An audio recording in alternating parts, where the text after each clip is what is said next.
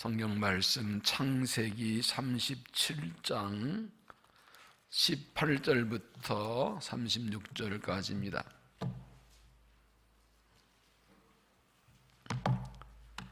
창세기 37장 18절부터 36절까지 한 절씩 교도하겠습니다. 요셉이 그들이 가까이 오기 전에 그들이 요셉 멀리서 보고 죽이기를 꾀하여 그를 죽여 한 구덩이에 던지고 우리가 말하기를 악한 짐승이 그를 잡아먹었다 하자 그의 꿈이 어떻게 되는지를 우리가 볼 것이니라 하는지라.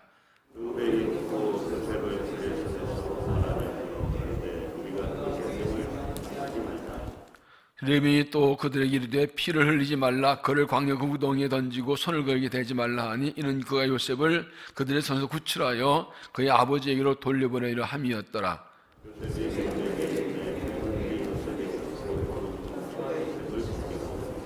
그를 잡아 구덩이에 던지니 그 구덩이 빈 것이라 그 속에 물이 없었더라.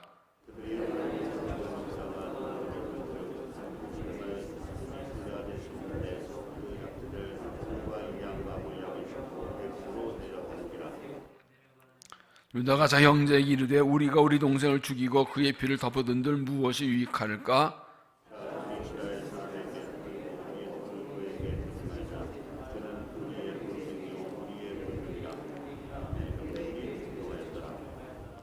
그때 미디안 사람 상인들이 지나가고 있는지라 형들이 요셉을 구덩이에서 끌어올리고 은 20의 그를 이스마엘 사람들에게 팔매 그 상인들이 요셉을 데리고 애굽으로 갔더라.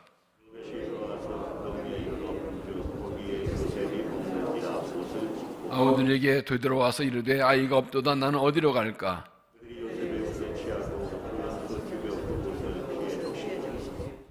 그의 채색 옷을 보내어 그의 아버지에게로 가지고 가서 이르기를 우리가 이슬 발견했으니 아버지 아들이 오신가 보소서 하매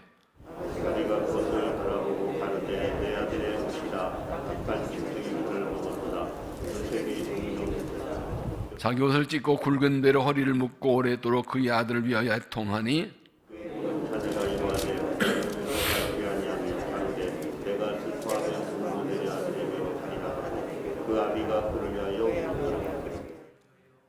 다 같이 그 미디안 사람들은 그를 애굽에서 바로의 신하 친위대장 보디발에게 팔았더라. 아멘. 이 말씀 하나님의 말씀입니다. 기도하시겠습니다. 사랑의 하나님, 이 밤에 주의 은혜를 사모하여 주 앞에 나왔습니다.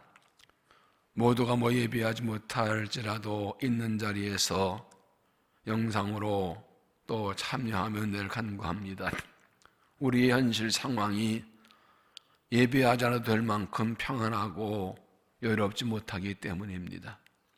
우리 현실이 기도하지 않아도 될 만큼 평안하지 않고 여유롭지 않기 때문에 우리가 기도합니다. 우리의 삶의 현실이, 영적 현실이 말씀을 듣지 않아도 될 만큼 여유롭고 평안하지 않기 때문에 주 앞에 나와 은혜를 간구합니다. 우리는 예배해야 삽니다. 은혜 받아야 삽니다. 기도해야 삽니다. 능력 받아야 삽니다. 말씀을 먹어야 삽니다. 그 영혼이 삽니다.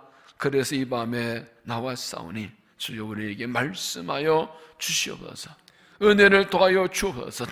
우리는 내일을 알 수 없고 힘이 없고 불안하나 주의 말씀 붙들고 기도하고 나가면 주께서 인도하시고 역사하시고 영광을 받으실 줄로 믿습니다. 우리 연약함을 넘어서는 은혜를, 현실을 넘어서 은혜를 부어주시어서 여전히 하나님의 사명 붙들고 달려가시고 이 밤도 성령으로 역사하시고 영광을 받아 주시옵소서. 예수님 이름으로 기도하옵나이다. 아멘. 꿈보다 해몽이다라는 말이 있지요. 우리가 어떤 꿈을 꾸는가 중요한 것이 아니라 그것을 어떻게 풀이하는가가 중요합니다. 어떤 임금님이 꿈을 꿨는데 이빨에 몽땅 빠지는 꿈을 꿨습니다. 참 기분이 안 좋아가지고 이 점술가를 불러가지고 꿈 좀 해몽해보라고 그랬더니 임금님, 이빨 빠지는 건 죽는 꿈입니다. 이렇게 말이 확 빠진 건 죽는 꿈입니다. 그랬더니 기분 나빠서 저는 죽여라 해서 죽여버렸어요. 무슨 찝찝해가지고 또 다른 정수가 불러가지고 해석하라고 했더니 이 사람 지혜로운 사람이에요. 임금님, 어차피 이빨은 나이 들면 빠지는 겁니다. 그러니 이빨을 빠진다는 것은 전 하나하나 빠지면서 오래 살 겁니다. 장수할 겁니다. 그래서 상 받았답니다. 꿈보다 해몽이라고요. 왜 이런 말을 하는가 하면 인생은 해석입니다. 인생 살면서 어떤 일과 사건을 만나는 것보다 그 일과 사건을 어떻게 해석하느냐가 중요합니다. 똑같은 일과 사건을 만나도 사람마다 해석이 다릅니다. 그렇기 때문에 그 문제에 대처하는 방법도 태도도 다릅니다. 그러면 사람들은 무엇으로 인생 해석할까요? 자기가 가진 가치관입니다. 가치관을 가지고 일과 사건을 판단하기 때문에 사람마다 가치관이 다르기 때문에 해석이 다릅니다. 그래서 다르게 인생을 살아가는 겁니다. 신앙은 해석입니다. 신앙은 해석이라는 것은 신앙은 인생을 하나님의 관점으로 보고 해석하는 것입니다. 내 인생에서 일어나는 일과 사건을 하나님의 관점으로 보고 해석하는 것. 신앙의 가치관과 신앙의 기준으로 인생을 해석하고 내 삶에 일어나는 사건들을 해석하는 것입니다. 신앙은 해석이라는 말은 다른 말로 하면 하나님의 뜻을 찾는다는 것입니다. 내 인생을 향한 하나님의 뜻이 무엇인지를 찾는 겁니다. 하나님 어떻게 살아야 되죠? 나를 통해 뭘 하려고 그러시죠? 왜 나를 세상에 보내셨죠? 왜 나를 구원하셨죠? 나를 하나님의 뜻을 찾는 겁니다. 나를 하나의 뜻과 내 인생을 하나의 뜻을 찾으면 인생의 목적과 의미를 알게 됩니다. 그래서 내 인생에 일어난 일과 사건들도 하나님 관점으로 보고 하나의 뜻을 구합니다. 왜 내게 이런 일이 일어났는지, 하나님이 이런 고난을 허락하시는지 하나의 뜻을 찾습니다. 그러면 그 일과 사건의 의미와 목적을 알게 됩니다. 그래서 하나님의 뜻을 알고 하나님 관점으로 보고 하나님 방법으로 인생 살아가고 하나님 목적 살아가고 하나님 방법으로 일과 사건을 해결하며 살아가는 것입니다. 내 인생의 목적 의미를 잘 알지 못할 때도 있습니다. 내게 이런 일과 사건의 의미를 잘 모를 때도 있습니다. 그러나 그럼에 불구하고 내 인생이 하나님의 손에 있다라는 것을 믿으면, 모든 건 하나님의 뜻 안에 있다는 걸 믿으면, 하나님의 뭔지 확실히 몰라도 하나님의 손에 내 인생이 있고 모든 하나님의 뜻 안에 있다는 걸 믿으면 어떤 고난을 만나도 흔들리지 않습니다. 때로 이해할 수 없는 어려움을 만나고 이해할 수 없는 고난을 당해도 하나님, 내 인생 하나님 손에 있다. 역사는 하나님 손에 있다. 모든 일과 상관 하나의 뜻 안에 있고 어떤 내가 이해할 수 없는 거기 중에 하나님의 뜻이 있다는 걸 믿고 하나님 바라보 나가면 하나님께서 지켜주시고 그 길을 인도해 주시고 감당할 힘을 주시고 더 나아가서 하나님의 세우신 뜻을 나를 통해 이루어 주십니다. 이제 반대, 내 인생에서 하나님이 바라는 게 반대로 생각하면 하나님께서 어떤 뜻을 세우시고 그 섭리를 이루어 가실 때 사람을 찾으십니다. 그리고 사람을 택하고 부르시고 그를 통해 일하십니다. 하나님 마음에 맞는 사람을 택하고 그에게 하나님의 꿈을 꾸게 하시고, 다른 말로 하나님의 비전을 심어주시고 그를 통해서 하나님의 뜻을 이루어 가십니다. 그래서 하나님께서 하나의 뜻을 위해 사람을 택하고 부르시고 그에게 꿈과 비전 주시 사용하기 때문에 나를 하나의 뜻을 찾고 내 삶을 하나님 시선으로 보고 갈 수 있어야 됩니다. 하나의 뜻을 찾는 믿음이 되어야 됩니다. 지금 우리가 코로나19라는 초유의 사태로 함께 모여 예비지 못하는 그런 상황에 있습니다. 모든 것이 제한됐습니다. 예배 생활도 신앙생활도 우리의 삶도 경제도 무너지고 나라 전체가 온 세계가 엉망입니다. 하나님의 뜻이 뭘까요? 똑같이 그냥 빨리 코로나 바이러스 진정되고 백신 나고 치료 나오고 빨리 종식되고 빨리 방역 잘 되고 그거를 바라고 기도하는 거 당연히 기도해야 되면, 그러면 이게 뭘까? 뉴욕의 리디머 교회에 팀 켈러 목사님, 참 유명한 분인데 그분이 그런 얘기를 했어요. 이 코로나 사태에 하나님의 말씀이 무엇이냐? 단 하나인 거예요. 내가 하나님이다. 내가 하나님이다. 모든 역사는 내 손에 있다. 하나님의 주권을 고백하고 인정하는 것이 이 코로나 사태 주신 첫 번째 하나님의 메시지라는 겁니다. 우리가 할 수 있는 게 뭐가 있어요? 우리 마음대로 우리 하고 싶은 게 다 못하고 있어요. 하나님의 주권이죠. 여러분, 우리가 지금 상태에서 아브라함, 이삭, 야곱, 요셉을 보고 있는데 하나님께서 아브라함을 택하고 부르신 이유가 무엇입니까?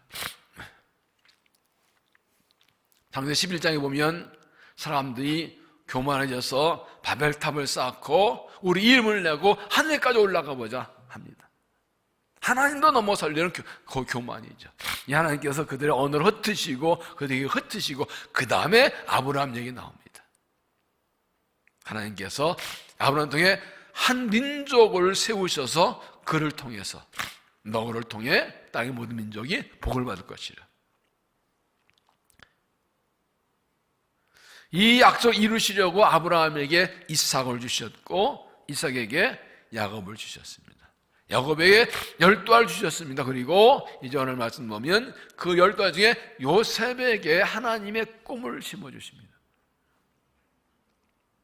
그리고 그를 통해서 하나님의 이 아브라함 주신 약속을 이루어가는 이 하나님의 꿈을 이루어 펼쳐가는 보게 됩니다.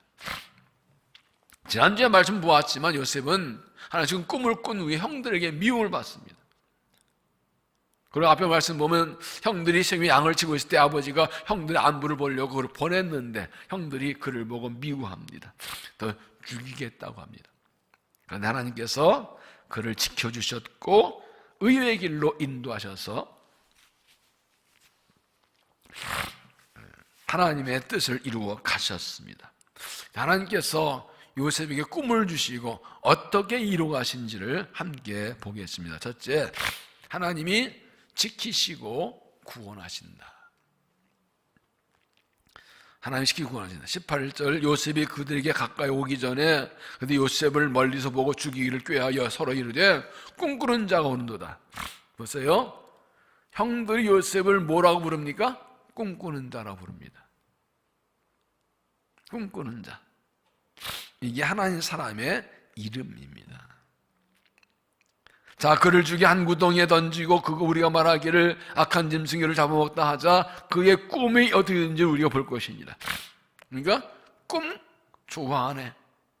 꿈 꿨다고 죽여버릴 거야. 그러면 꿈 어떻게 될 거야? 너 죽으면 꿈도 소용없지. 형들은 요셉의 꿈이 말도 안 되는 꿈을 생각했고 시기 질투합니다. 아무리 위대한 꿈을 꿔도 너 죽으면 그만이지. 형들은 요셉의 꿈을 이루지 원하지 않아서 그를 죽이려 했고 그렇게 그를 죽이면 그 꿈을 막을 수 있다고 생각했습니다. 이게 뭘 말합니까? 하나님께서 우리에게 꿈과 비전을 주실 때 그것을 방해하는 세력이 있습니다. 주신 하나님 꿈과 비전을 받았을 때 그걸 이루어지지 못하게 하는 그걸 싫어하는 세력들이 있습니다. 이때 하나님 나라 이루어지고 하나 영광 나타나고 또 이루는 걸 싫어하고 우리가 하나님 나라를 위해 그 비전을 삼며 달려갈 때 그걸 싫어하고 미워하고 시기하고 못하게 막으려는 그런 방해한 세력들이 있습니다. 심지어 죽이려고 합니다. 저걸 꺾어버리면 하나도 이루어지지 않겠지. 세상이 약해서요. 거룩한 하나님 나라를 세우고 하나 영광 나타내고 이를 위해서 우리가 그 은혜 받고 비전 받고 달려갈 때 너무나도 강력하게 요셉을 죽이는 형들, 자, 저놈 죽여서 꿈을 이루어보자는 것처럼 이것을 가로막는 악한 세력들이 있습니다. 그래서 꿈을 받으면 비전을 받으면 일이 잘 풀린 게 아니라 의외로 큰 고난과 어려운 것이 다가올 때가 참 많아요.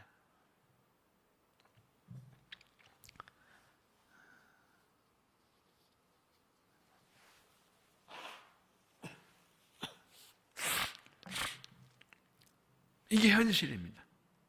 그러나 그러다 해서 놀라거나 두려워할 필요 없습니다. 낙심하고 절망할 필요 없습니다. 하나님 주신 꿈은 반드시 이루어집니다. 하나님의 꿈은 하나님이 이루어지십니다. 전능하신 하나님이 주신 꿈은 누구도 막을 수 없습니다. 하나님 이길 수는 없습니다. 아무리 그래도 하나님은 못 이깁니다. 그렇기 때문에 아무리 세상이 사람이 우리의 주신 꿈과 비전을 막고 꿈과 비전 사람을 막으려 해도 하나님이 반드시 지키시고 구원해 주십니다. 하나 어떻게 요셉을 살리셨나요? 21절 르벤이 듣고 요셉을 그들의 손에서 구원하라 하여 이르되 우리가 그의 생명은 해치지 말자. 르벤이 또 그에게 이르되 피를 흘리지 말라. 그를 광야 그 등에 던지고 손을 그에 대지 말라 하니 이는 그가 요셉을 그들 중에 손에서 구출하여 그의 아버지 돌려보내려 하며. 다른 형들은 요셉을 그에 던져 죽이려고 했는데 르벤은 손대지 말자, 죽이지 말자라고 그렇게 막합니다. 나중에 요셉을 구해주려고 23절 요셉 형들이 이르되 형들이 그 요셉의 옷 곧 그가 입은 채색 옷을 벗기고 그를 잡아 구덩이에 던지니 그 구덩이 빈 것이라 그것은 물이 없더라. 이것은 하나님께서 요셉을 지키시고 구원해 주신 겁니다. 형들이 다 열매 똑같이 요셉을 미워하고 죽이려 했지만 그 중에 르벤을 마음을 통해서 그를 죽이지 않도록 막아주십니다. 여러분, 하나님의 꿈과 비전과 사명 때문에 오해받고 욕먹고 비난받고 공격받을 때가 있지만 그러나 반드시 비켜주십니다. 조건은 그 꿈을 끝까지 붙들고 있는 것입니다. 그 비전과 사명을 끝까지 붙들고 있는 것입니다. 그 꿈이 내 가슴에 그 비전이 살아있나 누구나를 건드릴 수 없습니다. 요한에서 말합니다. 나는 내 사명이 끝날 때가 결코 죽지 않는다. 자신을 가지고 확신하고 있었어요.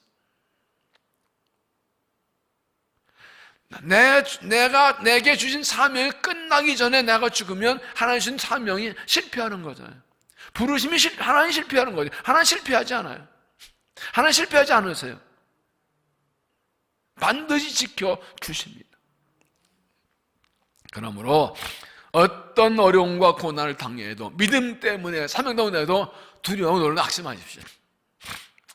여러분, 왜 어떤 사람들은 정말 은혜 받고 주를 위해 복음을 위해 믿음으로 사명으로 비전을 산다고 결단하는데 헌신하는데 어려움이 닥쳐오고 위협 닥쳐올 때 놀라고 두려워해서 주저앉고 포기하는 경우가 있습니다.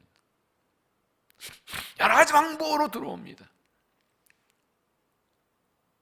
상황과 환경으로 아무리 그래도 환경 상황이 나도 먹고 살겠는데 무슨 사명과 비전이야? 네 꼬가 썩자는 무슨 비전이냐? 꿈이냐? 사명이냐? 별소리 다 들어오고 네가 뭔데 네까지 할 수 있게 별소리 다 들어옵니다. 어떻게 하든 넘어뜨리려고. 그러나 누구도 내가 꿈과 비전을 붙들고 있는 누구 나를 흔들거나 넘어뜨릴 일 없습니다. 잠언 19장 21절에 사람의 마음에는 많은 계획이 있어도 오직 여호와의 뜻만이 완전히 서리라. 사람들이 아무리 악한 것 세워도 하나의 뜻은 그대로 됩니다. 세 번 읽으면 사람의 마음에 많은 계획이 있어 성취되는 것은 오직 주님의 뜻뿐이다. 보세요. 우리가 아무리 좋은 계획을 다 세워도 결국은 하나의 뜻만 이루어진다. 그러면 우리의 계획을 하나의 뜻에 맞추는 거예요. 하나의 뜻을 붙드는 거예요. 그게 믿음이에요. 대답해 보세요. 내 계획과 하나의 뜻과 어떤 것이 더 좋아요? 내 계획과 하나의 뜻 어떤 것이 더 커요?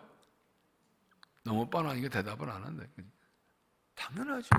하나의 뜻이 내 계획보다 더 선하고 크고 위대하고 확신하지요. 그러면 내 계획 내려놓고 하나의 뜻을 붙잡아야죠. 잠언 16장에는 그런 말씀이 있어요. 악한 자가 손을 잡을지라도 벌을 면하지 못하리라. 악인들이 아무리 손자가 나있어 하나님한테 힘만 받지 하나님 백성을 믿음의 그 삶의 삶을 건드릴 수 없어요. 당당해야 돼요.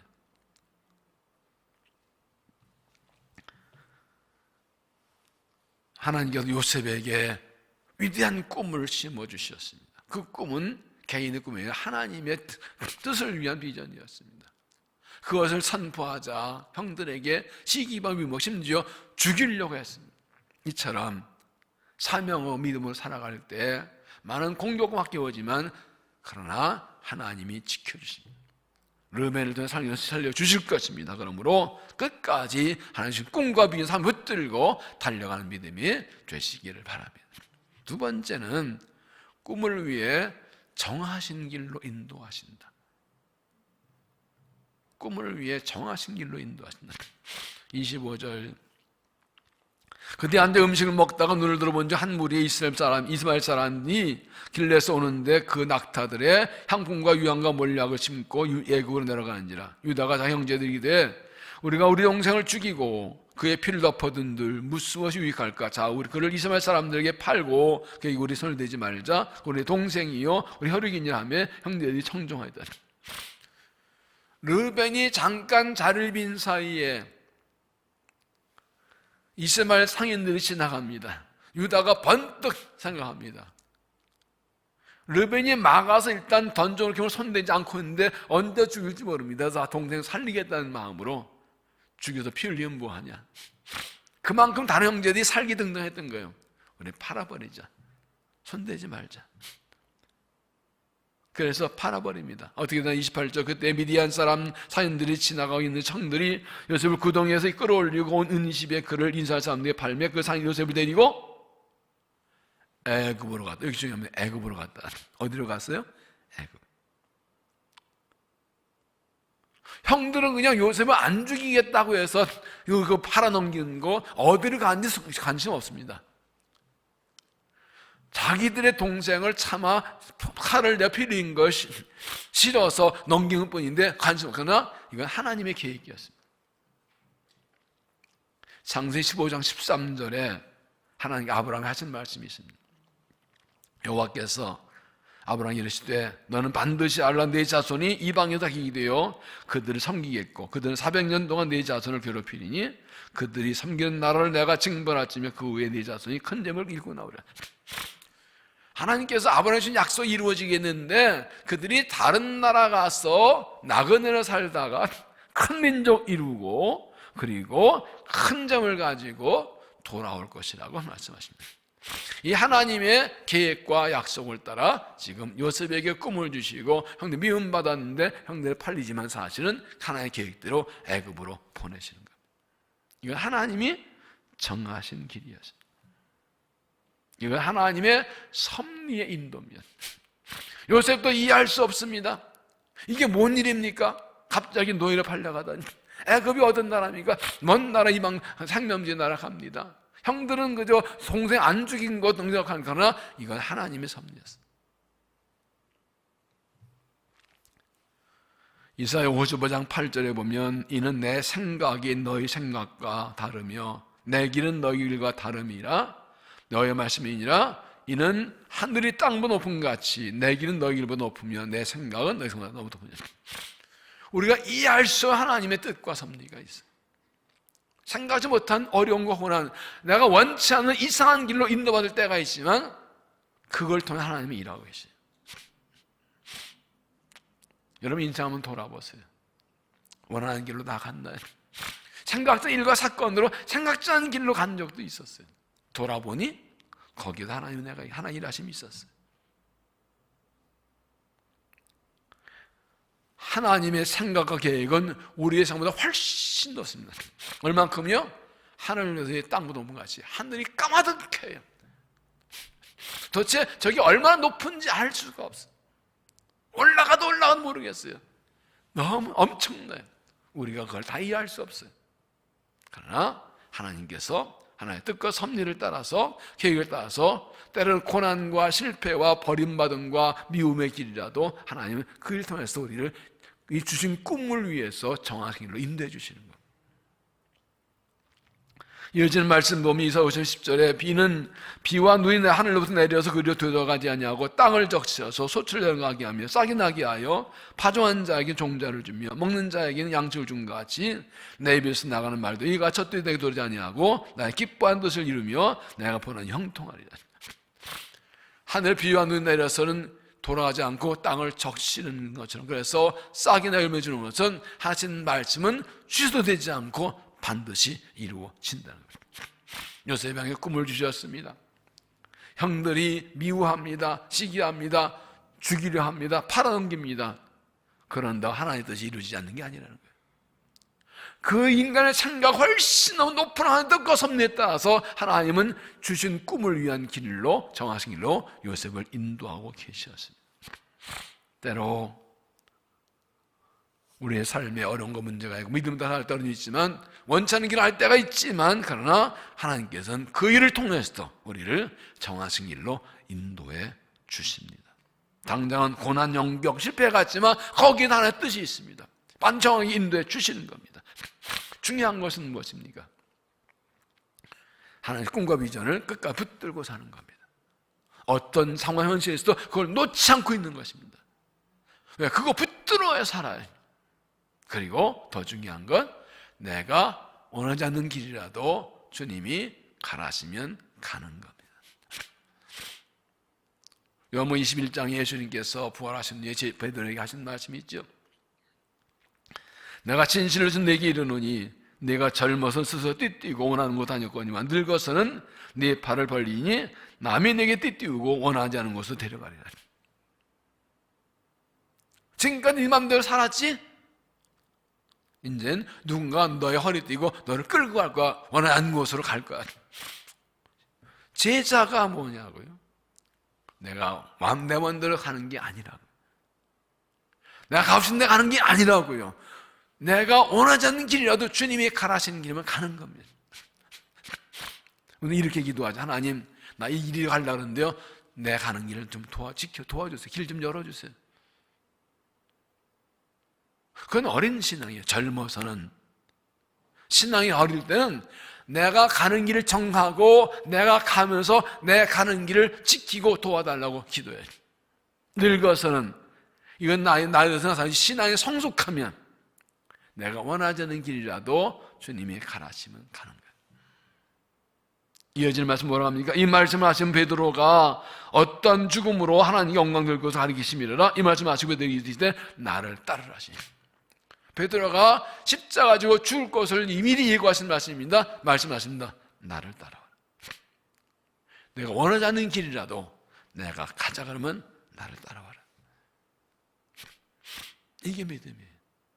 네, 그 길이 실패와 고난과 절망의 길이 아니라 하나의 뜻이 이루어지고 주신 꿈이 이루어지는 길이라는 거예요. 요셉이 형들에게 잡히고 팔리는 것이 실패하고 고난이 역경인 줄 알았지만 하나님의 인도였습니다. 그러므로 하나님 꿈을 붙들고 내 원천길이라도 주가 인도하시면 그 길을 따라가서 주신 꿈을 이루어드리는 믿음이 되시기를 바랍니다. 세 번째, 꿈을 위해 필요한 곳으로 보내신다. 꿈을 위해 필요한 곳으로 보내신다. 31절, 그들이 요셉의 옷을 가져다가 수염소를 죽여 그 옷을 피해 적시고 그의 채색 옷을 보내어 그의 아버지에게로 가지고 가서 이르기를 우리가 이것을 발견하시니 아버지 아들의 옷인 거 보소. 요셉 팔아놓은 게 요셉의 옷에다 염소 필요 없이 아버지 보여줍니다. 아버지가 이거 보고 죽은 줄 알고 아들 죽었다 통곡합니다. 3절, 아버지가 그것을 알아보고 이르되 내 아들의 옷이라 악한 짐승을 잡아먹었도다. 요셉이 분명히 찢기도 하고 자기 옷을 찢고 굵은 배로 허리를 뚫고 오래도록 그의 아들을 위하여 통하니 그의 모든 자녀가 위로하되 그가 의를 받지 아니하며 이르되 내가 슬퍼하며 술로 내려가 아들을 가리라 하고 그의 아버지 위로를 이뤘다. 이렇게 아버지를 속입니다. 그런데 중요한 말씀이 36절입니다. 이게 굉장히 중요합니다. 하나님은 애굽 보내신 뿐 아니라 구체적으로 일하십니다. 36절, 그 미디안 사람들은 그를 애굽에서 바로의 신하 친위대장 보디발에게 팔았다. 친위대장은 요즘 말로 대통령 경호실장입니다. 이 애굽 왕궁의 최고위직입니다. 가장 신만 사람입니다. 믿는 사람이 칼을 맞고 이 왕을 지키는 거예요. 그 많은 애굽 사람 중에서 하필이면 최고위직 친위대장 집에 들어갑니다. 그리 팔려갑니다. 우리가 이미 알고 있지만 여기서 어떻게 했습니까? 거기서 10년만 지내면서 인정받아서 가정총무가 됩니다. 모든 살림을 총괄하는 그런 청직이 이 매니저가 됩니다. 그러면서 거기서 애굽의 언어, 애굽의 문화, 애굽의 정치 다 배웁니다. 그가 거기서 누명 써서 감옥 들어간 감옥도 정치 수용소이기 때문에 최고직들이 오는데 거기서 있으면서 모든 애굽의 정치, 문화, 문화를 다 배웁니다. 그렇기 때문에 그가 30세에 총리가 되었어도 총리를 할 수가 있었지. 그냥 보통 평범한 집에 노예에 들어가 있었으면 할 수 있겠어요? 하나님 미리 아시고 장차 그를 총리로 세우실 것을 계획하시고 그에 필요한 것을 배우시는 곳으로 하나님 인도하신 겁니다. 그게 한 3년이 굉장히 중요해요. 다른 말로 하나님은 모든 것을 합력해서 선을 이루어 주십니다. 꿈과 비전 붙들고 있으면. 로마서 8장 28절 잘 알죠? 우리가 알거니와 하나님을 사랑하는 자 곧 그의 뜻대로 부르심을 자들에게는 모든 것이 합력하여 선을 이루느니라. 존재 조건이 있습니다. 하나님을 사랑하는 자, 부르심 받은 자. 요거 빼고 생각하는데 아무한테는 아니에요. 하나님을 사랑하는 자, 끝에 부름 받은 자에게는 그 부르심 때문에, 그 부르심을 위해서 모든 합력해서 선을 이루어진다. 세 번째 읽으면 하나님을 사랑하는 사람, 누가 하나님의 뜻대로 부르심을 입은 사람들에게는 모든 것이 서로 협력해서 선을 이룬다는 것을 우리는 압니다. 공동 번역은 하나님을 사랑하는 사람들, 곧 하나님의 계획에 따라 부르심 받은 사람들에게는 모든 일이 서로 작용해서 존귀하게 된다는 것을 우리는 압니다. 하나님을 사랑하는 사람일 때 하나님이 그를 부르시는 거예요. 아무나 안 불러요. 누구 부른다고요? 하나님 사랑하는 사람 불러요. 예수님 베드로 부르셨죠? 네가 나를 사랑하느냐? 내 양을 먹이라. 예수님 사람 많아요. 하나님 믿는 사람 많아요. 누구를 부를 수 있냐고요? 하나님을 사랑하는 사람. 정말 주님을 정말 주님 사랑하는 사람. 나 같은 거 사랑하셔서 구원하시다니. 내가 뭔데 나 같은 거에 목숨 버리고 피 흘리셨나니. 하나님의 사랑하면서 정말 나도 주님 사랑합니다. 나 주님 사랑하는데 어떻게 하면 이 은혜 갚을 수 있어요? 하나님을 사랑하는 사람, 그 은혜에 감사하는 사람은 그 사람 갚기 주를 위해 살려는 마음이 있어요. 하나님 사랑하지 않는 사람은요, 그냥 자기 위해서만 살아요. 내 욕심 부리고 내 원하는 거 얻어내는 게 목적이지 하나님 생각하지 않아요. 하나님을 사랑하는 사람. 하나님은 사람의 외모를 보지 않으시고 중심 보신다고. 입으로 떠들어도 하나님 내 속을 아세요. 내가 정말 내 중전 하나님을 사랑하는지 입으로만 사랑하는지 아세요. 사람도 알잖아요. 아이고 집사님 사랑해요. 그런데 이빨 내서야 완전히 아우 사랑해요. 그래도 이씨 거짓말하고 왔네. 근데 집사님을 사랑해 대충 툭 치고 나와도 진심은 느껴지죠. 하나님을 아신다. 그런 사람을 하나님의 뜻대로 부르신다. 그 부르심을 붙들고 사는 사람은 어떤 일을 당해도 하나님이 다 합력해서 선할 결과를 만들어 주세요. 고난과 여기 환난 때는 내가 실패하고 내가 넘어진 것 통해서라도 하나님은 선한 일을 만들어 주세요. 요셉은 하나님께서 형제 미움받고 팔리는 그냥 두세요. 그런데 결정적으로 형들은 애굽으로 팔고 넘겼지만 마지막 결정적으로는 보디발 집에 꼭 심어 놓으신 거예요. 가장 중요한 자리가 콕 꽂아 놓으신 거예요. 거기다 콕 꽂아 놓으신 거예요. 그러니까 하나님이 하신 거예요. 왜요? 거기서 꿈을 이루는 데 필요한 훈련을 받게 하죠. 거기 딱 심어 놓으세요. 지금 여러분, 지금 내가 있는 자리가 어디입니까? 내가 왜 여기 있나요? 왜 지금 내가 여기 이런 자리, 이 상황이 있어야 되나요? 원하지 않는 자리, 있기 싫은 자리, 피하고 싶은 자리. 내가 하나님의 부르심 받은 사람이면 여기 있어서 하나님은 모든 합력에 손을 이루고 주십니다. 그 꿈과 비전을 이룰 수 있는 은혜를 주시고 훈련하십니다. 그렇게 사는 게 믿음이에요. 모세경을 보십시오. 오랜 후에 요셉이 죽고 이스라엘 백성은 번성합니다. 요셉을 모르는 왕이 일어나서 적어도 너무 많아지면 안 되겠다 그 위협에 서서 이스라엘 백성을 압박합니다. 압제합니다. 그래서 모든 남자는 남은 다 죽이라고. 이때 모세가 태어나죠. 석 달을 숨기려다 할 수 없어가지고 갈대 상자에 태워넣어서 나일강에 떼어 모아냅니다. 그런데 마침 애굽의 왕 바로의 딸이 몰카로 나왔다가 보면 히브리 아이네. 근데 너무 잘생겼었나 봐, 아기 때. 그래가지고 혹해가지고 자기 아들로 삼습니다. 모세의 눈이 미리암 이렇게 보고 있다가 유모 필요하지 않으세요? 맞아. 유모 소개한 게 모세 어머니. 모세 어머니 여기 에서는요 유일무이하게 자기 아들 젖 먹이고 돈 받아먹은 사람이에요. 자기 아들 모육값 받아먹은 사람이 모세 어머니. 넉넉하게 돈 받아서 아들을 기르는데 겉으로는 바로의 공주의 딸이지만 속으로는 하나님의 아들로 그리자. 그래서 아이들은 이제 왕궁에 들어가서 40년을 살면서 애굽의 모든 문물을 다 애굽 사람은 잘 하잖아요. 그러니까 40대는 자기 힘을 쌓는지 알죠. 어머니 신앙교육 받았으니까. 그러니까 나중에 80대도 왔을 때도 다 오니까 다 아는 사람이 애굽의 왕. 다 그 아마 이 모세가 갔을 때 바로 왕이 모세와 같이 자란 이 아들 왕자일 수도 있어요. 애굽을 너무 잘 애굽 말도 그러니까 당장 하나님 모세를 보내신 거예요. 이미 하나님 태어날 때부터 하나님의 계획이 있었던 거예요. 이게 하나님 일하시는 거예요. 그러니까 여러분의 자녀들도 어떤 환경 상황이 있든지 하나님의 뜻을 구하고 하나님의 비전을 붙들고 있고 거기서 그 환경에 숨으면서 하나님 원하신 사람으로 훈련되도록 그렇게 방향을 분명히 잡아줘야 돼요. 우리도 어떤 상황이 있든지 이것이 내가 이해할 수 원하지 않는 상황에 와 있을지 모르고 내가 원치 않는 일을 겪을지 모르지만 하나님의 뜻이 하나님께서 이 일을 통해서 합력의 선을 이루어 주실 줄로 믿습니다. 지금 모르지만 지나면 이 경험들 통해서 하나님이 주신 비전과 삶을 이루는데 쓰실 줄로 믿습니다. 하나님 행하신 일은 뜻없이 행하신 것이 아무것도 없습니다.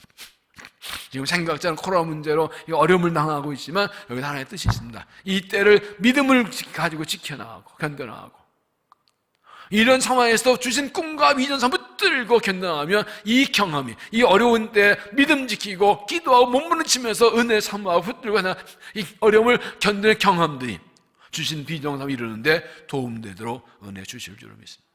그렇게 쓰임 받을 겁니다. 그러나 이런 때 꿈과 비전 필요 없고 그냥 어떻게 견디고 이겨나가고 내 살고만 생각하는 사람들은 그걸 몰라요. 거기에 차이가 있는 거예요.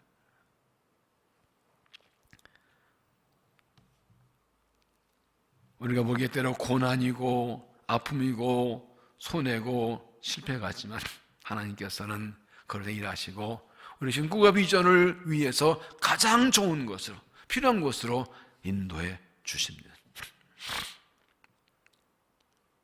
그 모든 환경 상황에 함께 하십니다. 이제 뒤에 보겠지만 요셉의 특징이 무엇입니까? 그렇게 노예로 있으면서 관원에서 여호와께서 형통하게 하셨다.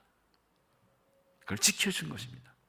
그러므로 하나 부르심 받고 내 보여준 꿈을 따라갈 때 이해할 수 있었지만 그러나 하나님이 여기 보내신 목적인 줄 알고 오늘 현실에서 최선 다해서 충성한 믿음이 되시기를 바랍니다.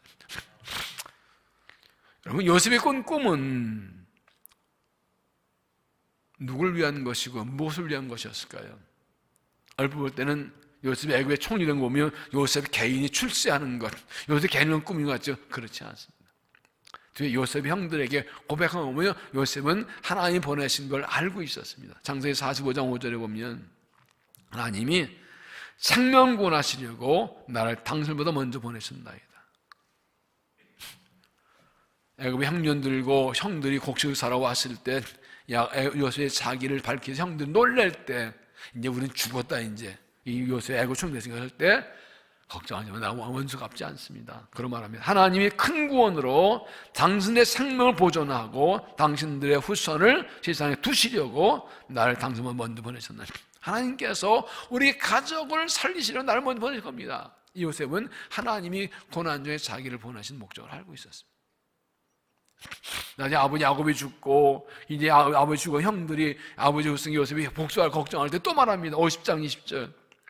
당신들은 나를 해하였으나 하나님 그것을 선으로 바꾸사 오늘과 같이 많은 백성의 생명을 구원하게 하려 하셨나요? 요셉이 애굽에 총리했을 때 지혜롭게 흉년 풍년을 잘 관리해서 애굽 나라뿐 아니라 주의 모든 나라들이 흉년을 살게 하셨어요. 많은 백성. 요셉에게 주신 꿈은 얼핏 볼 때는 형들의 볏집 10단이 다 나한테 절하고 헤아다를 나면서 요셉 개인의 출세에 명예를 연 것 같지만 그것이 하나님께서 요셉을 통해서 하나님이 이스라엘 민족을 번성케 하시고 또 많은 주의 나라를 살기 전에 이 꿈, 이것을 위해 주신 꿈이었던 것입니다. 여러분, 하나님 왜 나를 부르셨나요? 왜 나를 택하셨나요? 왜 나를 만드셨나요? 왜 나를 죄에서 구원하시고 왜 나를 부르셨나요? 나 잘 되라고요? 우리 집 잘 되라고요? 우리 아들 딸 잘 되라고요? 그것도 있지만 하나님의 생각은 훨씬 더 큽니다. 하나님 부르시면 훨씬 더 큽니다. 나를 통해 우리의 가정과 우리의 자녀를 통해 내 지역과 사업을 믿음을 통해서 하나님께서 세상을 구원하기 원하세요.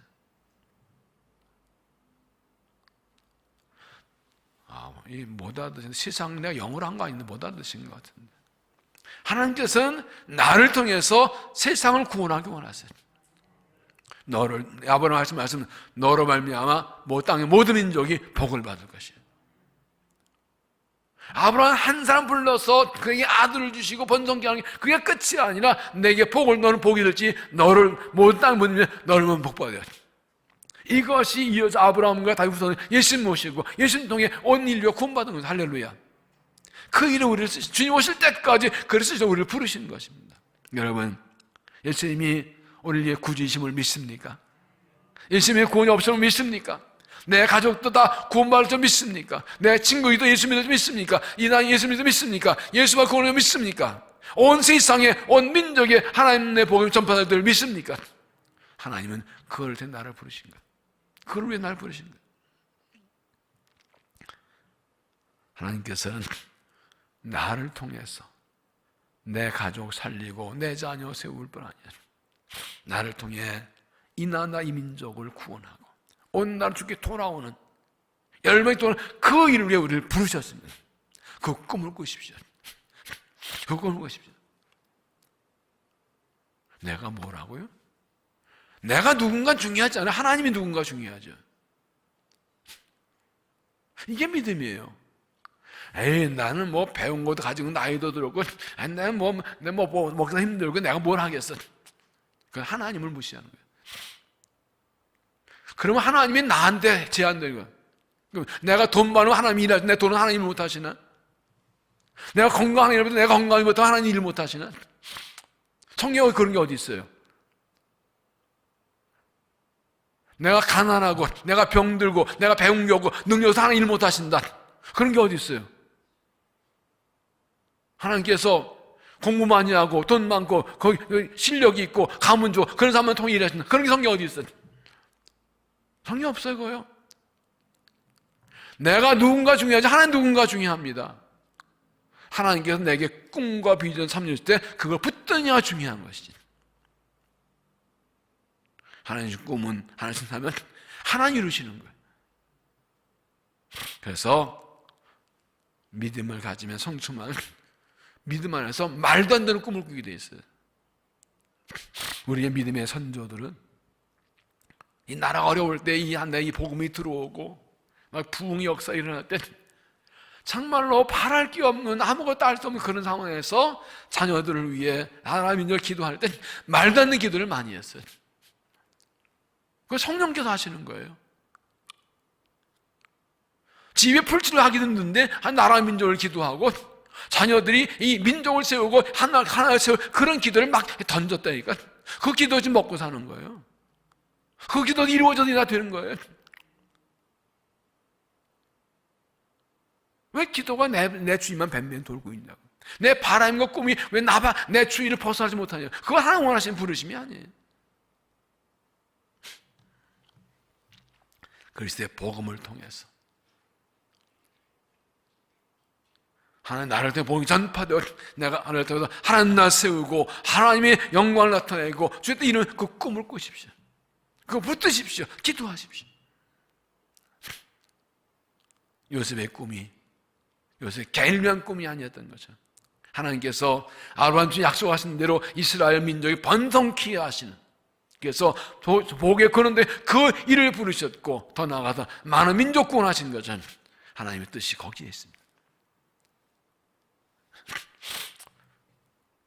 그를 하나님께서 통일하시는 것입니다. 저는 1987년 11월에 미국에 갔습니다. 이 말씀을 준비하면서 이렇게 이제 사연을 돌아보니까 기가 막히게 그 얘기하려도 1시간간 이제 미국 공부가서 가고 싶은 마음이 있었어요. 근데 82년도에 저희 누이네가 미국 가서 언어학 랭귀스쿨 1년짜리 입학원서 받아왔는데 제가 뭣도 모르고 1년짜리 안 가, 4년짜리 가지. 뭐 언어학교야, 뭐 정식이 없어. 그거 내가 가야 되는 걸 몰라가지고 안 간다고 그랬어요. 확실하게 보내달라. 그래서 빵빵 쳤는데 그 길을 들으셔가지고 80년에 장인운동에서 영주금 받아가지고 갔잖아요. 하나님이 말도 안 되는 기도 들으시더라고요. 근데 공부하러 갔는데 1년도 안 돼가 갑자기 교회를 개척하게 됐어요. 생각도 못한 일이었어요.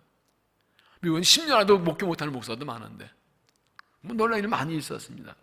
그래서 이제 그 다음에 교회가 그 다음에 이제 신학교의 이 목회학 석사 상담 과정을 들어갔는데 제가 그 얘기 하려는 겁니다. 이 목회 상담학에서 가정 회복에 대한 공부를 하는데 한 책에 잊혀지지 않는 대목이 지금까지 기억하고 있어요. God is doing something new. 하나님 뭔가 새로운 하고 계신다. 어떤 문제 많은 가정에 대한 그 상황 설명, 여러 가지 학술적인 이야기 하고 있으면서 이게 목회 상담에 거기에 한 줄 적었는데 확 박히더래요. 지금 이 갈등과 문제, 아픔이 많이 있지만 지금 이 어려운 과정은 지금은 하나님이 뭔가 새로운 일을 하고 계신다. 그게 희망이고 믿음이더라고요. 할렐루야. 지금 하나님께서 일하고 계신다. 지금 우리가 여러 가지 어려움으로 내 힘이 부족하고 아무것도 할 수 없는 것 같고 멈춘 것 같지만 지금도 하나님 일하고 계십니다. 하나님의 계획대로 착착 이루어가고 계십니다. 내 인생에, 우리 교회의 역사에, 이 민족에 하나님의 나라를 일하고 계십니다. 왜냐? 하나님이 창조주시고 하나님이 역사의 주인이신, 별일은 다 일어나도 하나님의 뜻은 멈추지 않아요. 바다에는 해류가 있습니다. 이 바다 위에서 뭐 풍랑이 일고 파도 치고 난리 쳐도 이 저 밑에 바다의 본류는 원래 방향대로 그냥 갑니다. 해류는 원 방향대로 그냥 가요. 위에서 파도 친다고 해류가 방향이 바뀌지 않아요. 인생의 일과 사건이고 사람들 하나님을 거역하고 불순종하고 고난이고 재난이고 별일이 다 있어도 하나님의 뜻과 계획은 지금 그냥 이루어지고 있어요. 이루어지고 있어요. 하나님 일하고 계세요. 믿습니까? 지금 하나님의 약속을 위해서, 하나님의 뜻을 위해서, 하나님의 섭리를 위해서 하나님은 일하고 계십니다. 그런데 또 하나 중요한 건 하나님은 새 일을 향하고 계십니다. 새를 향하고 계십니다. 지금 아무것도 보이지 않고 아무 일 일하지 않은 것 같지만 지금 이런 뭔가 새로운 일을 행하고 계십니다. 이사야 4장에도 보라 내가 새를 행하리라. 광야의 길을 내고 사막의 강을 내고 하나님께서 새를 행하고 계십니다. 여러분, 태풍이 오는 게 좋아, 안 오는 게 좋은가요?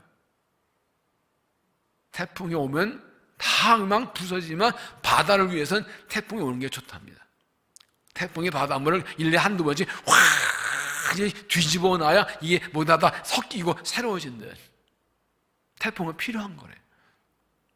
태풍도 하나님 하신 일이에요. 인생에 태풍이 옵니다. 확 뒤집어 놓습니다. 그때 우리의 본성이 들어, 우리의 부족함과 쓰레기도 달고 하나님 섞으면서 순환을 시키십니다. 지금 코로나 태풍이 왔어요. 처음에는 사람들이 코로나 이후를 얘기했습니다. 코로나가 잠깐 지나고 옛날 회복될 줄 알았는데 아니요. 이제 코로나와 함께라고 뉴노멀 얘기합니다. 코로나 지나가면 새로운 정형으로, 새로운 규범으로 살아갈 것이라. 다 바뀔 거예요. 많이 바뀌고 있어요. 하나님께서는 우리 인생의 태풍 고난을 통해서 우리를 새롭게 하시고 교회를, 민족을, 역사를, 개인을 새롭게 하십니다.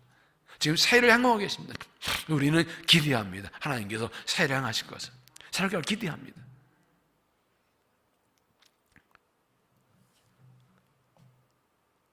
하나님께서 우리의 삶에 어려운 문제가 많이 있지만 개인의 삶에나 가정에나 교회 역사나 민족 역사나 하나님이 일하고 계십니다. 새를 향하십니다. 버릴 건 버리고 자를 것 자르고 더할 것 더해서 새롭게 뒤집어 놔서 휘저어놔서 순환시켜서 새롭게 하실 겁니다. 우리는 그때를 준비해야 돼요.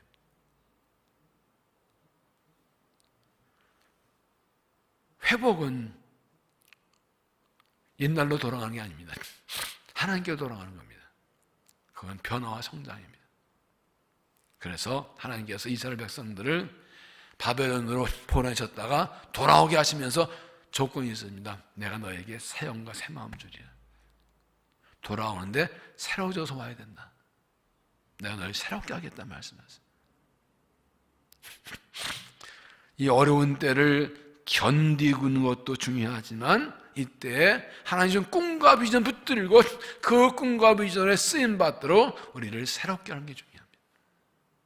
요셉은 하나님께서 꿈을 주셨고 그 꿈 때문에 미움받고 시기받고 팔려갔습니다. 죽을 뻔했습니다. 그러나 하나님의 손에 있었습니다. 하나님이 그를 지켜주셨습니다. 그리고 노예로 팔려갔지만 하나님 정하신 길이었습니다. 그리고 꿈을 위해 필요한 곳으로 콕 보내셨습니다. 요셉은 그 말도 안 되는 상황에서 하나님 꿈 붙들고 끝까지 견뎌고 꿈이 이루어졌습니다. 반복해 말씀드리는 것이 있습니다. 꿈을 붙드는 것입니다. 사람들이요,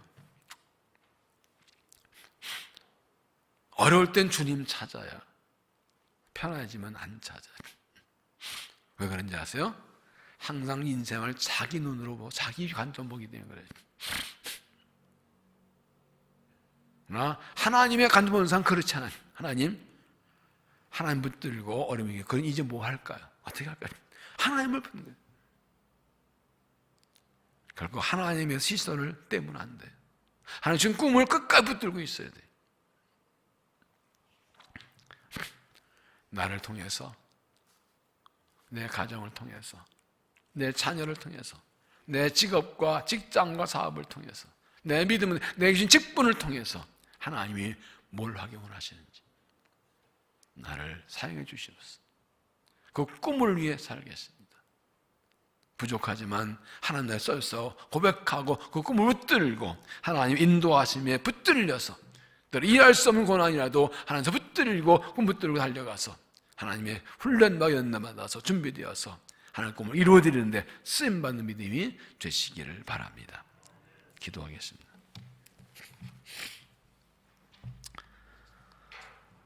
하나님, 우리의 눈으로 보면 아무것도 보이지 않습니다.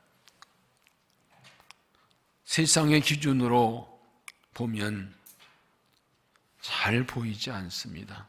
왜 이런 삶을 살아야 되는지, 왜 이런 일이 일어나는지, 왜 이런 길을 가야 되는지 알 수 없습니다. 그러나 하나님의 눈으로 보면 하나의 뜻이 보이고 주신 꿈과 비전이 보이고 하나의 인도하심이 보입니다. 주님, 마음의 눈을 밝혀 주시옵소서. 지혜와 계시성을 부어 주셔서 하나님을 알고 부르심을 알게 하여 주옵소서. 하나님 주신 꿈을 놓치지 않게 하시고 주신 비전과 사명을 놓지 않게 하시고 끝까지 붙들고 달려가 모든 어려움을 이겨내고 새롭게 하신 하나님의 성령에 붙들려서 새로워져서 하나님의 부르심을 따라 주신 꿈과 비전 사명을 이루어드리며 믿음으로 승리하며 복을 받으며 주께 영광 돌리는 삶을 살아가도록 은혜를 도하여 주옵소서. 어떤 어려움에서 우리를 반드시 지키시고 구원해 주실 줄로 믿습니다. 때로 이해할 수 없어도 하나님이 정하신 길로, 꿈을 위한 길로 인도하시는 줄로 믿습니다. 꼭 필요한 대로 보내셔서 준비하게 하시고 합력의 선을 이루어 주실 줄로 믿습니다. 우리 믿음 받아주시고 우리를 사용하여 주시옵소서. 이 밤에 말씀을 듣고 찬양 기도할 때 성령을 부어주시고 그러한 꿈을 꾸고 여는 때 오히려 하나님 주신 꿈과 미래를 향해 삶에 달려갈 수 있도록 은혜를 도하여 주시옵소서. 예수님 이름으로 기도하옵나이다.